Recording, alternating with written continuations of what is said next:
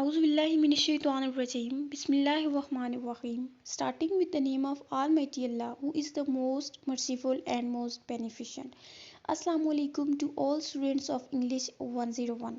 I warmly welcome to all of you in our channel, whose name is VU Short Notes. But before starting lesson number 17, I would like to request to subscribe our channel for getting your short notes and short video lessons. Okay so lesson number 17 is close for comprehension. Comprehension बोलते हैं तफहीम को, ठीक है। तफहीम के लिए close.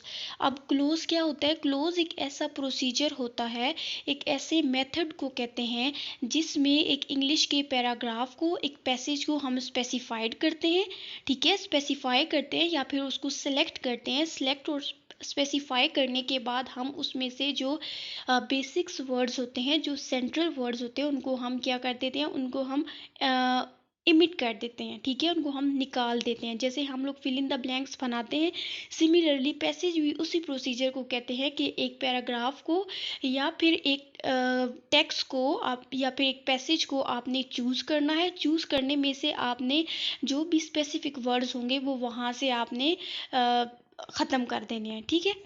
अच्छा जी, ये तो हो गया। अब ये क्या कि डिलीटेड वर्ड्स। अब सवाल ये पैदा होता है कि जो लफ्ज़ हमने हटाने हैं वो कौन से होने चाहिए, या वो तो ग्रामेटिकली होनी चाहिए यानी कि ग्रामर के लिहाज से हम लोग हटा देंगे, या फिर उसके लुग़वी मानी यानी जो बेसिक बात है ना, एक फिल इन द ब्लैंक्स है। जैसे कि मैं कहती हूँ अली इज़ डैश।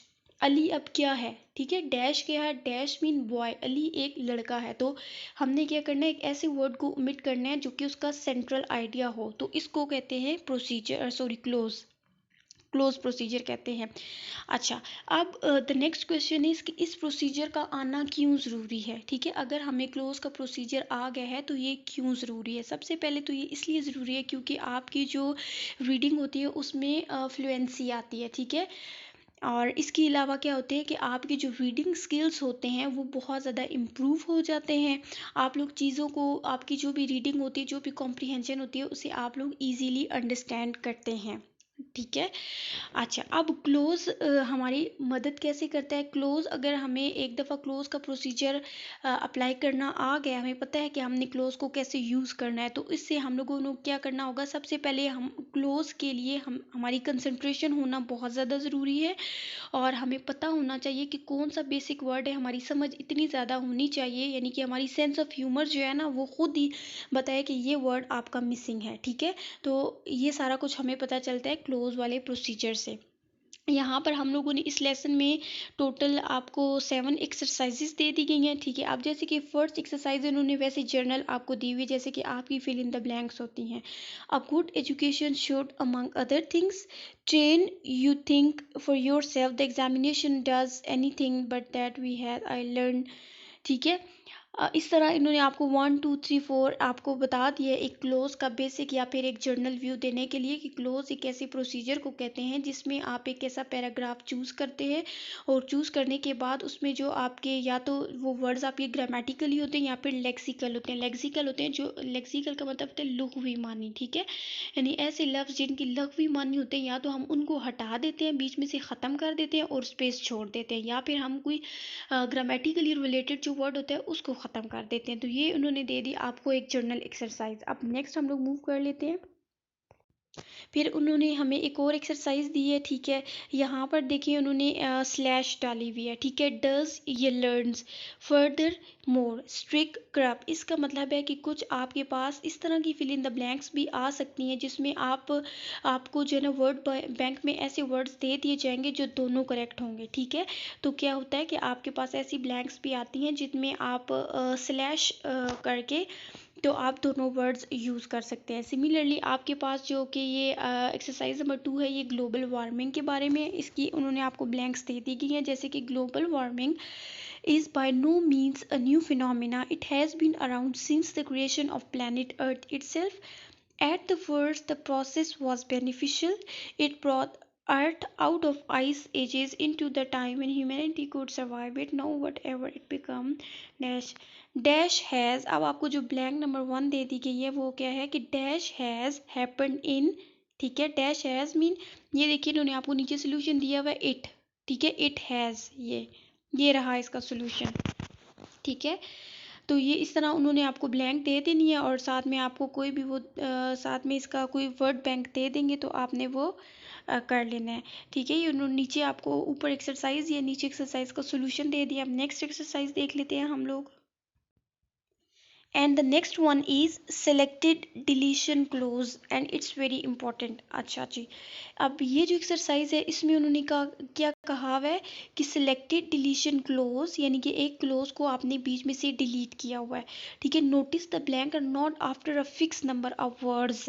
अब इसमें उन्होंने क्या किया कि it is here to believe that I have been here for a month. Time passes so quickly and there is so much to do. I have managed to see all the members of the family आए and. ठीक है, इसके बाद उन्होंने आपको क्या कर दिया है, ये देखिए, ये उन्होंने आपको पूरी फिल इन द ब्लैंक्स दी हुई है। तो उन्होंने कहा है कि आपने इसमें से डिलीट करना है। ठीक है, एक क्लोज है। क्लोज क्या होता है? अब क्लोज मैंने आपको क्या बताया था कि क्लोज एक ऐसा प्रोसीजर होता है जिसमें हम सिलेक्टेड पैसेज में से या तो एक ऐसा वर्ड यूज़ करते हैं, उसको ख़त्म कर देते हैं जो ग्रामेटिकली हो, यानी जो ग्रामर के रूल से हमने वहाँ पे यूज़ किया हुआ हो, या फिर लेक्सिकल हो। तो यहाँ पर अब ये आप पे डिपेंड करता है और आपकी उस पर कैपेबिलिटी पे डिपेंड करता है, आपकी रीडिंग एक्टिविटी पे डिपेंड करता है कि आपकी रीडिंग, आपकी स्किल्स कितनी स्ट्रॉन्ग है, आपकी इंटेलिजेंस कितनी है, जिससे आपको ये पता चलेगा कि ये जो फिल इन द ब्लैंक्स है, ये जो एक्सरसाइज है, वो आपकी क्या इसमें से ग्रामेटिकल वर्ड्स रिमूव किए हुए हैं या आपके लेक्सिकल वर्ड्स रिमूव किए हुए हैं। देन नेक्स्ट वर्ड हमारे पास जो एक्सरसाइज नंबर 4 है, इसमें है मल्टीपल चॉइस क्लोज। अच्छा जी, कुछ आपके पास ब्लैंक्स ऐसी आती हैं जिनमें आपने क्या करना होता है, यानी कि एक से ज़्यादा आपके आंसर्स आ सकते हैं। ठीक है, यानी कि एक आपको क्या दिया हुआ होता है कि आपको वर्ड बैंक दे दिया गया हुआ होता है, तो उसमें उन्होंने ना 5-6 वर्ड्स दिए हुए होते हैं और एक ब्लैंक होती है। तो एक ब्लैंक में आपके जो है ना वो 2 लफ्ज़ भी आ सकते हैं, जैसे कि जिनको हम कहते हैं सिनोनिम्स कहते हैं। सिनोनिम्स मीन यानी कि ऐसे वर्ड्स जिनका सेम मीनिंग होता है। तो ये यहाँ पर वही मतलब है कि हम एक ब्लैंक में एक से ज़्यादा, जैसे कि उन्होंने एक ही लफ्ज़ है, जैसे कि आपको पता है कि इंग्लिश के एक लफ्ज़ के भी आगे से 3 हो सकते हैं, यानी कि उसकी जगह हम यूज़ कर सकते हैं। तो मल्टीपल चॉइस क्लोज का क्या मतलब है कि सिनोनिम्स को चूज़ करना। ठीक है, यानी कि एक लफ्ज़ हो और उसके अगर तीन लफ्ज़ हैं, तीनों के सेम मीनिंग है, तो आप एक ब्लैंक में वो तीनों वर्ड्स यूज़ कर सकते हैं। और नेक्स्ट एक्सरसाइज देखते हैं।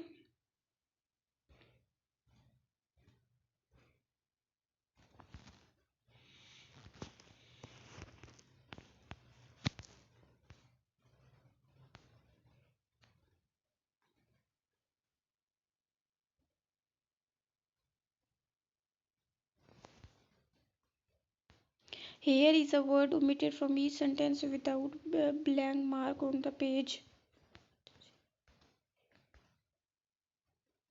नेक्स्ट ये जो है आपका क्लोज विदाउट ब्लैंक, यानी कि ये आपकी एक एडवांस लेवल की एक्सरसाइज है।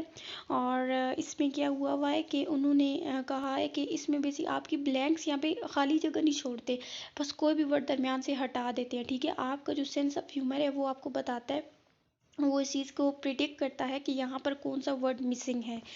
ठीक है, तो ये हो गई है। और आई थिंक पीछे हमने कोई एक छोड़ा है फ्रेजल वाला ना, let me see it.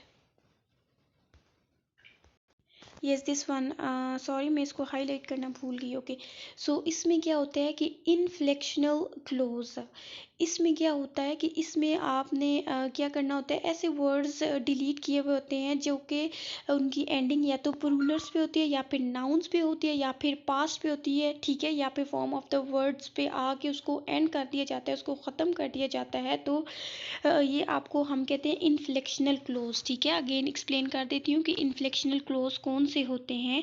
Inflectional endings of words are deleted. For example, यानी आपके पास उसको में से प्लूरल को ख़त्म कर दिया जाता है। ठीक है, अगर एक जुमला है उसमें प्लूरल आ रहा है तो उसमें से उसको ख़त्म कर देंगे। तो आपने प्रिडिक्ट करना होगा किसको यूज़ करते हुए, इनफ्लेक्शनल क्लोज को यूज़ करते हुए आपने बताना होगा कि यहाँ पर ये किस चीज़ पर एंड हो रहा है। ठीक है, और yes next this one is also very important, close with phrases. ये थोड़ा डिफ़िकल्ट भी है और बहुत ज़्यादा इम्पॉर्टेंट भी है, और ये सारा आप कैसे इसको चूज़ कर सकते हैं, जब आपकी कॉम्प्रीहेंशन अच्छी होगी, आपकी वोकेबलरी बहुत अच्छी होगी, ठीक है।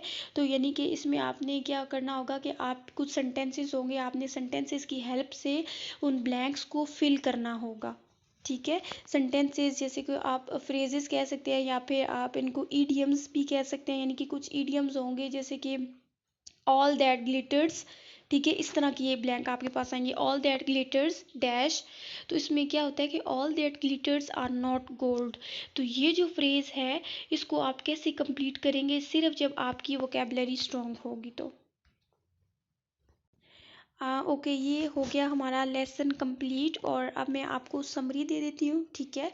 सबसे पहले हमने पढ़ा क्लोज। क्लोज क्या होता है, क्लोज उस प्रोसीजर को कहते हैं जिसमें हम एक पैसेज को चूज़ करते हैं, ठीक है, उसको सेलेक्ट करते हैं। सेलेक्ट करने के बाद क्या करते हैं कि हम उसमें से जो मखसूस लफ्ज़ होते हैं, या ऐसे लफ्ज़ जो कि ग्रामेटिकल होते हैं, यानी कि ग्रामर, जो वहाँ पे ग्रामर यूज़ हुई होती है उस पैसेज में, या तो हम उन वर्ड्स को ख़त्म कर देते हैं, ठीक है, यानी कि ब्लैंक बना देते हैं, या फिर जो लेक्सिकल, लेक्सिकल मीन जो कि लघुवी अल्फाज होते हैं ना, उनको हम ख़त्म कर देते हैं। नंबर वन, मैंने आपको बताया कि क्लोज क्या होता है, ये हो गया उसका प्रोसीजर। इसके बाद आपके पास क्लोज की भी डिफरेंट टाइप्स होती हैं कि क्लोज किस किस किस्म के हो सकते हैं। आपके पास क्लोज होते हैं, जिस एक होता है आपके पास जिसने आपकी जो क्लोज होता है वो फ्रेजेस पे एंड हो रहा होता है, ठीक है, यानी कि फ्रेजेस जैसे कि ऑल दैट ग्लिटर्स आर क्या dash, all that glitters are not gold. तो इस तरह ये हो गया आपका फ्रेजेस वाला क्लोज।